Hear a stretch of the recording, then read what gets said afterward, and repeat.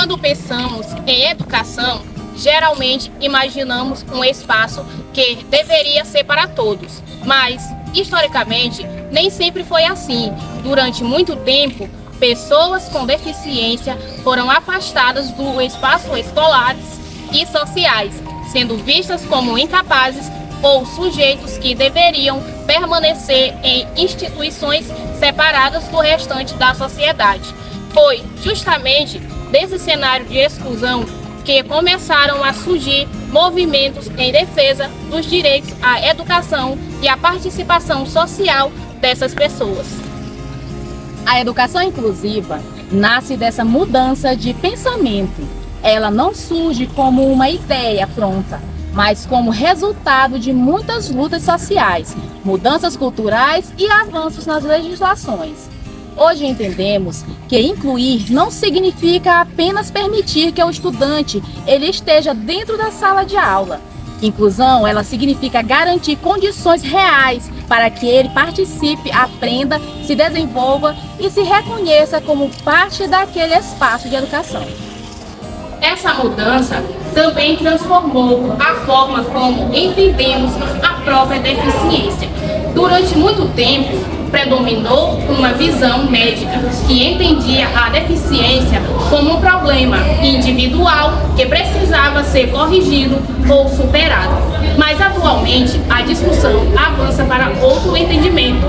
A deficiência não está apenas na pessoa, ela aparece principalmente quando existem barreiras que impedem sua participação plena na sociedade. Isso significa que construir inclusão exige transformar ambientes, práticas e relações. Quando observamos a história da educação inclusiva no Brasil, percebemos que ela passou por diferentes momentos. Primeiro, existiu a segregação, quando pessoas com deficiência eram mantidas separadas da vida escolar e social.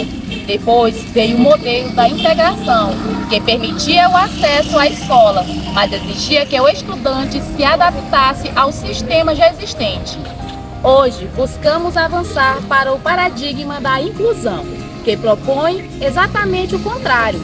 Não é o aluno que precisa se encaixar na escola, é a escola que precisa se organizar para acolher as diferenças.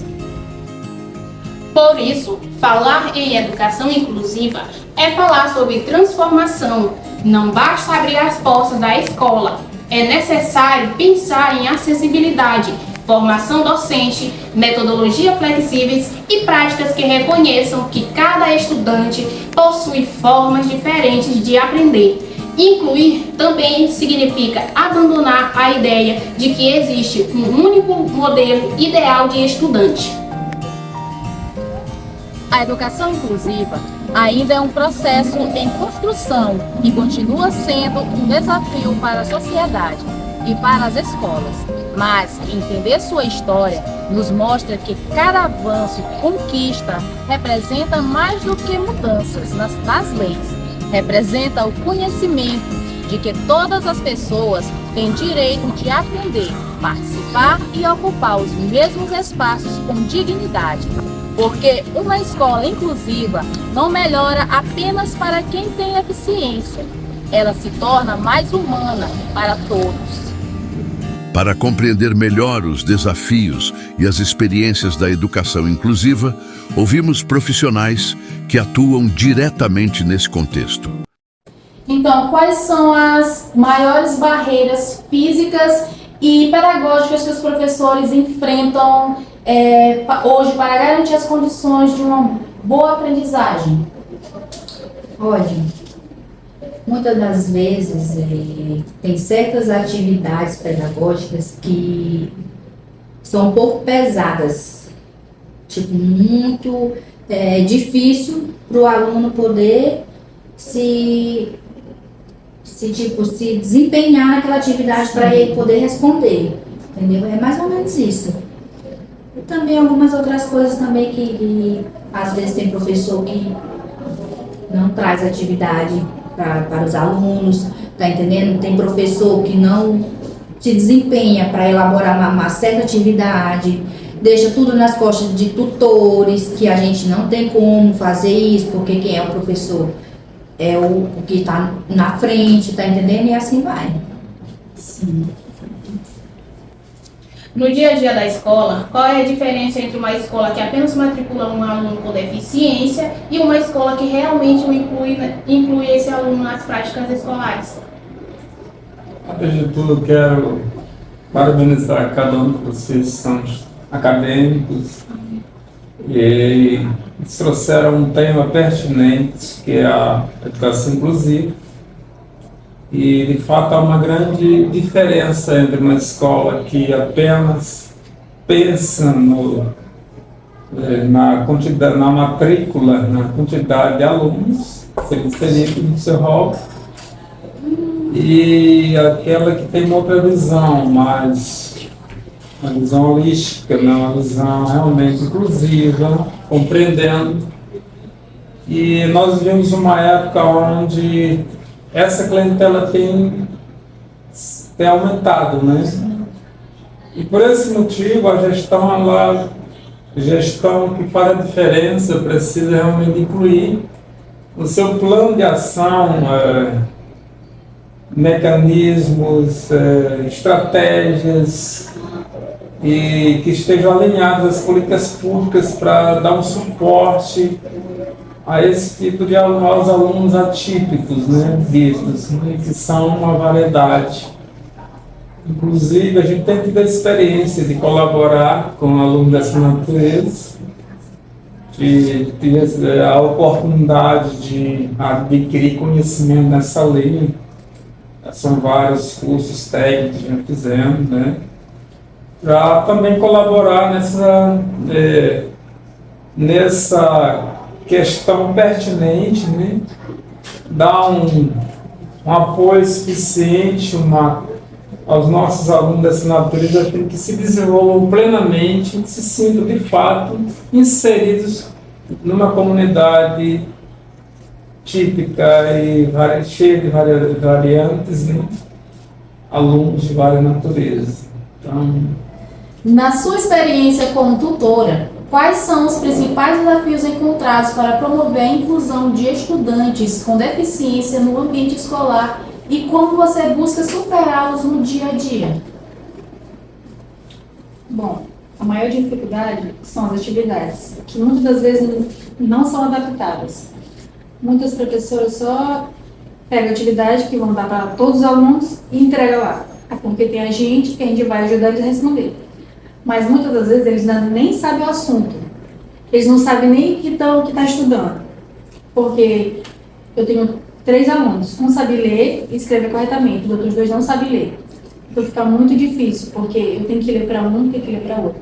Mas aí eles não conseguem compreender o assunto. Porque a professora não deu uma atividade assim exemplificada para que eles possam aprender, né? De forma mais simples.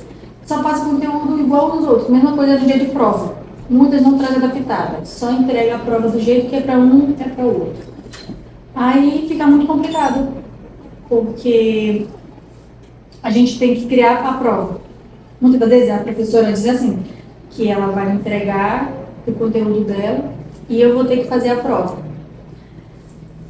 Aí fica muito difícil. Outra coisa é os alunos mesmo, que não ficam querendo incluir. Aí vai ter um trabalho em grupo. Todo mundo já tem ali o seu grupinho. Sempre eles são incluídos. A professora acha que eu sou a dupla do meu aluno, sendo que eu não sou a dupla dele. Estou ali para auxiliar ele, para ajudar ele. Mas aí sempre eles fazem o grupo deles. Aí fica só os alunos autistas num grupo e os outros que não são autistas no outro grupo. Aí fica todo mundo que não sabe em um grupo, só eu ali para ajudar. Aí eu vou ter que ajudar, né, de qualquer forma, porque eu estou ali para ajudar eles. Mas aí acho que elas acham, se eu vou passar e ela vai saber a resposta e vai dar para eles e pronto. E eles não vão saber o assunto, não vão entender o assunto. Eles nem sabem o que está se passando ali. E quando traz atividade, é aquela atividade para pintar, continha fácil, interpretação de texto, não é nada a ver com o assunto. São poucas as professoras que trazem atividade adaptada para os alunos. Então essa é a maior dificuldade, a inclusão dentro da sala de aula. Tudo bem que fora da sala de aula eles são incluídos. só que é por causa da lei, né? Porque antigamente não tinha essa lei, eles eram excluídos. Hoje em dia só são excluídos de alguma forma porque tem a lei. E muitas vezes nem são, né?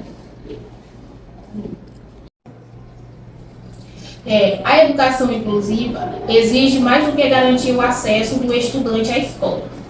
Ele requer adaptações pedagógicas, acessibilidade e o reconhecimento de diferentes formas de aprendizagem. Em sua prática profissional, como você busca atender às necessidades individuais dos alunos e quais os desafios encontra nesse processo? Eu vou responder a partir dos desafios, né? E como a gente tem buscado realmente contribuir na formação de alunos atípicos, né? Hoje a escola ela recebe alunos de várias naturezas, atípicos, né?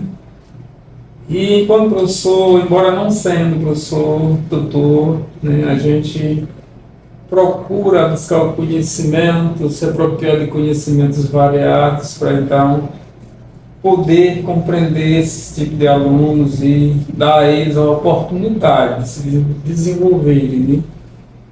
E em relação à acessibilidade, em relação às condições, aí depende de outras instâncias, né? A gestão, poder público, né?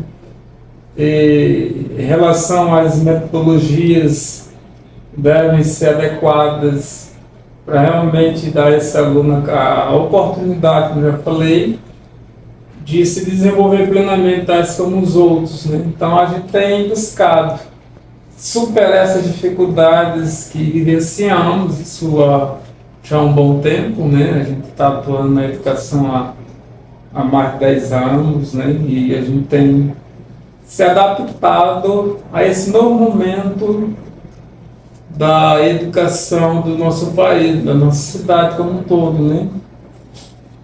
E tanto é que as provas, as atividades, a gente procura fazer as adaptações necessárias para que o aluno realmente entenda e seja entendido e se desenvolva enquanto ser social, né?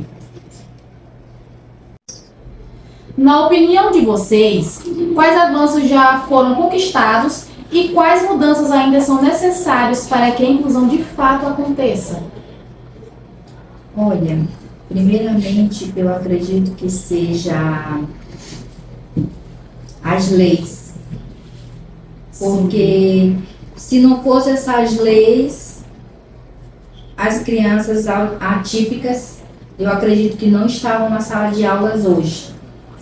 Que as escolas são obrigadas a aceitar essas crianças com essas deficiências para poder elas terem um avanço em meio à sociedade. Mesmo com essas leis, ainda não tem a inclusão necessária que eles precisam. O que precisa melhorar são as atividades que precisam ser adaptadas para eles. Porque cada um tem ali uma certa deficiência em si. Cada um tem uma deficiência específica. Porque um sabe ler, mas não sabe entender o conteúdo. O outro já não sabe ler, não sabe entender. Aí tem que ser de uma forma assim específica para cada um. E muitas das vezes eles, como eu já falei, eles só pegam a atividade e tragam aqui para os alunos que não são atípicos e entregam a mesma atividade, porque a gente está lá, então a gente vai ajudar. Então isso que deve ser melhorado, as atividades que devem ser inclusivas para eles. Antigamente, as crianças com deficiência eram separadas do ambiente escolar. Qual a diferença dessa época para a atual? Olha, antigamente, até nos tempos de hoje, as crianças são pouco excluídas porque tem certas famílias que não dão o apoio necessário que a escola realmente precisa. Por quê? Tem tipo atividades que a gente manda para os alunos fazerem em casa, para ter esse apoio com a família, para a família poder, saber o que o filho, a filha está fazendo na escola, qual o assunto que ele está trabalhando. Então, eu acredito que mudou e não mudou tanta coisa. A educação inclusiva vai além de adaptar espaços ou métodos. Ela representa o compromisso de construir uma escola onde cada estudante seja reconhecido, respeitado e valorizado. Porque quando a inclusão acontece, todos aprendem, todos ensinam e todos crescem juntos.